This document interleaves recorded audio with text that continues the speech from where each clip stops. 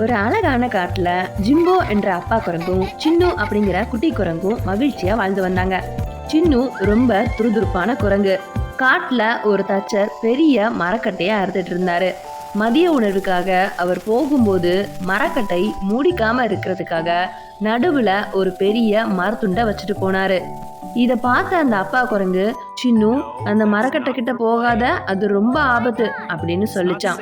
ஆனா சின்னு கேட்கல. அப்பா இல்லாத சமயம் பார்த்து மெதுவா அந்த மரக்கட்டை மேல ஏறி உட்கார்ந்துடுச்சு.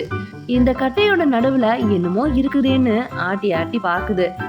ஒரு சமயத்துல அந்த மரக்கட்டை துண்டு கீழே விழுந்து அந்த மரக்கட்டை பலமா முடிக்குச்சு. ஐயோ பாவம், சின்னுவோட வாலு அந்த மரக்கட்டையோட நடுவுல மாட்டிக்கிச்சு. அம்மா அம்மா அப்படின்னு வலியால சின்னு கத்திச்சான். சத்தம் கேட்டு ஓடி வந்த அப்பா குரங்கு சின்னுவ எப்படியோ கஷ்டப்பட்டு காப்பாத்திடுது.